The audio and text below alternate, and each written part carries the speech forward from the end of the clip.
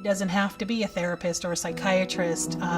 It could be a warm line that you call at 2 o'clock in the morning because you're bawling your eyes out because you're so tired and you just need that one-on-one time with somebody. And I put a quarter in the phone booth after finding the 24-hour crisis line. I never called it before, and I put a quarter in and I got a voicemail.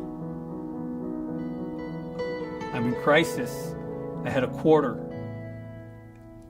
And I made a phone call, and I got a voicemail saying nobody's here to take your call. Leave your number, and we'll call you back. This might be the only call that this person has the courage to make, and it might be right now. Saying something, I could be like anything, as long as the other person on the line can believe that they really do know what you're going through. You know, an individual like myself can sense disingenuousness, you know, like we can tell traffic lights. It comes out as a big red stop. It comes screaming at you, almost. You can tell. You can tell. You can tell because there's so little genuineness that you find. You know, everybody takes advantage of folk that have mental illness and substance abuse. Everybody takes advantage of us. And so at the point that you see genuineness or can feel genuineness from a person, you know it, you recognize it in a heartbeat.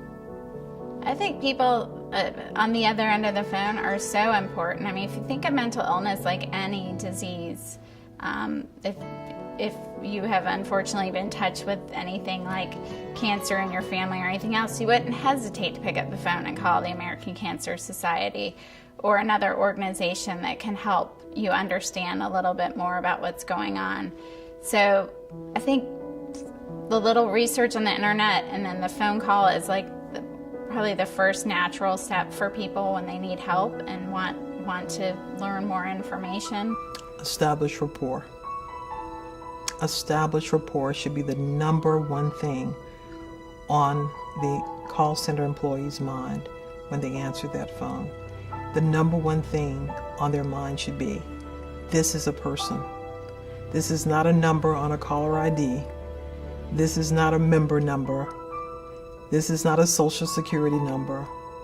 This is a person, an actual person who is going through something, who is reaching out, and I have an opportunity to help that person. Don't come on as a therapist.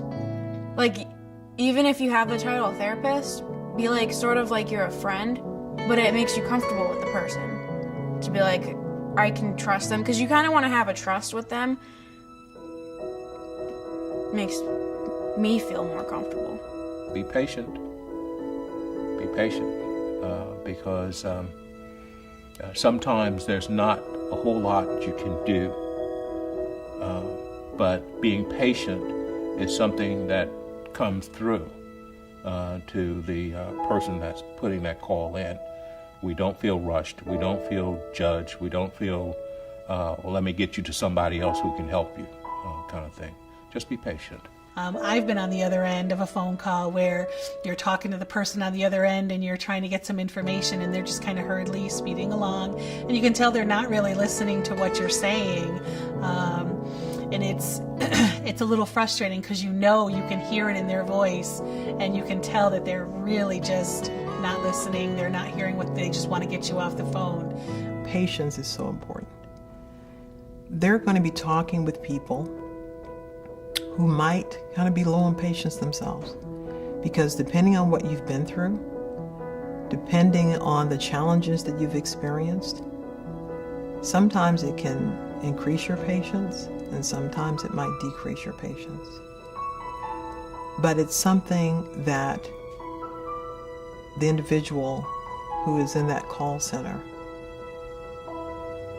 if they have that quality, if they can develop that quality and nurture that quality and say that maybe this person on the other end of this phone is really trying my patience, but I'm going to do everything I can to be patient and to listen to them, because that's such an important part of it, is just listening to them.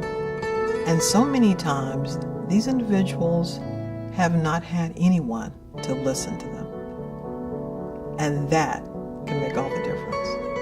Listening with a smile, you're just hearing what they're saying and also kind of repeating back to them, just reassuring them that you really are hearing what they're saying. So if you have somebody on the phone that's looking for, a therapist or whatever they're looking for, if they're calling into the service center, and you can repeat back to them, well, you're looking for that because, why? Listening with a smile is simply a way of saying, I understand your pain. And I understand that you're hurting. I might not be able to help in the way that you need me to help, but I want to help nonetheless. Where they go from there dictates everything. It dictates their whole path. So if they call up and they get a very positive person on the phone that can give them the information they need to find a support organization or some sort of community that's going to help, that's going to be huge. If they get somebody on the other end that doesn't really help them and makes them feel stupid and wish that they hadn't even called, their search is likely to stop there. A nurse at our treatment facility who came to me one day and, essentially said, how would you like to feel the sun on your face again? And it was like, we say an epiphany moment. How could she, person that I barely knew, read me the way that she did? I turned to her and she said, yeah, I know. I know because I suffer with the same thing. I have the same diagnosis. It was someone who actually had walked in my shoes. It was someone who had actually experienced receiving a diagnosis like I had that made all the difference to me. I got a phone call, 2 phone calls from 2 of my, at one time, best friends. And one had been sober for 18 years. Those days when I was taking alcohol out of the liquor cabinet, he was the kid that I did that with. Well, he was sober, and he called me up. And I got another call from a girl who had been in therapy for a while. And she was changing her life. And we all ran together at one point. Now, those are the 2 people that came from 2,000 miles away. They all of a sudden were in my life. I had missed a family reunion, which was our first annual one, and my cousin came up from Maryland. She's the one who had her mother passed away, and she was just like, I want you to get better. And it's sort of just seeing her sort of woke me up from the darkness. Because she has similar issues to me. She knows what I was going through, and she is actually in college right now, so to see her succeeding, if she could do it, I could do it. My husband and I support each other and have supported each other throughout all of the challenges that we have gone through with our son. Many times we have to rely on that support because being his mother, being his father, we know the day-to-day struggles and challenges unlike anyone else. It really wasn't until maybe a year or so ago that I finally been able to understand that she couldn't help it. She's never been able to. She never really had a chance from the beginning, and that's okay. I mean, that's, I have plenty of love from her. She loves me the best that she can. And she tells me she's proud of me sometimes, and that I was her baby, and that she loves me, and that's what's important. Over the last, I'd say, 6 to 7 months, for me is when her future started looking brighter, and she started to look at her future as being brighter. She was always down in the dumps, and life wasn't worth living. The hope was not there. It was just awful. It was the darkness. She couldn't get herself out of the darkness, and then just slowly it kept lifting day after day after day.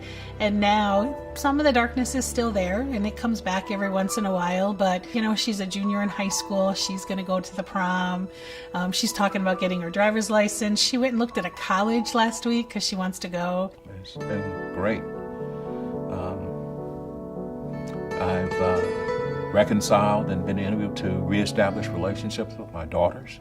I have a relationship with a caring, understanding woman whom I love dearly. My family and I are closer. That is, my brothers and sisters, mom and dad, we're closer than we've ever been. And the greatest miracle of all, I have 2 sons, ages 4 and 2, whom I love dearly, and people say look just like me. So, that's gratifying in and of itself. He now knows that he has Asperger's syndrome, and he knows that simply means that he is a fantastic guy that happens to have Asperger's syndrome, no different than someone who's a fantastic person and happens to be nearsighted. He knows that he is not his diagnosis. It's been getting better. So I find myself saying positive things out of nowhere. So it's improving, which is a big thing. I don't care if it's for alcoholism, I don't care if it's for depression, domestic violence, rape, or simply what are my benefits. I've got to believe that I'm not the only person that's ever happened to, and I don't want to be that person. Knowing that you're helping someone on the other end either get connected to a service or just hearing another voice on the other end, because a lot of people are just calling in saying, I just need to talk to someone, and it doesn't matter what we talk about, it's just hearing a live voice on the other end. It just keeps me going on a daily basis.